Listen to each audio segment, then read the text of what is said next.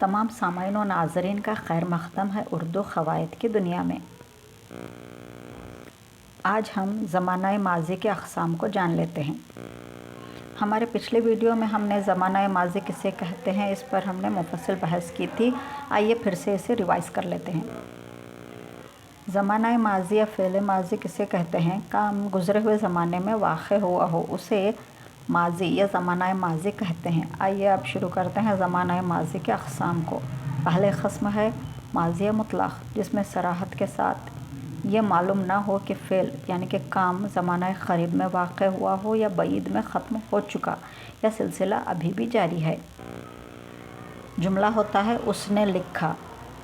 लिखा है उसने, ये तो कन्फ़र्म है, लेकिन उसने अभी लिखा, कल लिखा था, पिछले साल लिखा था या 5 साल पहले लिखा था, इसका पता नहीं चलता, तो इसे माज़ी मुतलक़ कहते हैं। दूसरी क़स्म है माज़ी क़रीब। इसे ज़माने का इज़हार होता है जो गुज़र चुका है लेकिन अभी दूर की बात नहीं होती। मिसाल के तौर पर उसने लिखा है। तीसरी क़स्म है माज़ी बईद। इससे मुराद वो ज़माना है जो बहुत पहले गुज़र चुका है और उसकी अलामत था होती है। मिसाल के तौर पर वो लिखा था या उसने लिखा था। चौथी क़स्म है माज़ी शक्की, जिसमें काम का होना या ना होना दोनों में से किसी एक सूरत का इज़हार हो, बल्कि होने में शक ज़्यादा पाया जा रहा और इस एतबार से किसी कदर नफ़ी का पहलू भी माज़ी शक्की के अफ़आल से निकलता है और इसकी अलामत होती है होगा। जुमला होता है वो लिखा होगा। अगली क़स्म माज़ी शर्तिया, जिसमें किसी शर्त के साथ काम का होना मालूम हो और ऐसे अफ़आल शर्त की जज़ा भी तलब करते हैं, जैसे कि अगर उसने पढ़ा होता तो कामयाब होता और उसकी अलामत होती है होता। और एक जुमला इस तरह से होता है वो लिखा होता। अगली क़स्म माज़ी तमन्नाई। उर्दू में माज़ी तमन्नाई को अलग करना मुनासिब तर है क्योंकि इसमें इम्कान, तवक्को, ख्वाहिश का पता चलता है और ये माज़ी शर्तिया की दरमियानी सूरत है।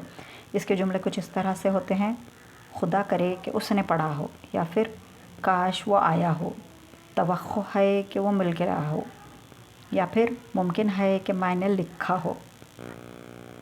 आखिरी क़स्म है ज़माना माज़ी इस्तमरारी। हर काम गुज़रे हुए वक्त में जारी था और इसकी अलामत होती है रहा था और इसे इंग्लिश में पास्ट कंटिन्यूअस टेंस भी कहा जाता है।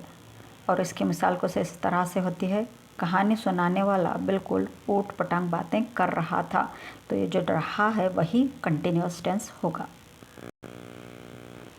आप मेरे चैनल को लाइक, शेयर, सब्सक्राइब ज़रूर कीजिए। अगले वीडियो में फिर किसी नए टॉपिक के साथ इंशाल्लाह फिर से हाज़िर होंगे। टिल देन, खुदा हाफ़िज़।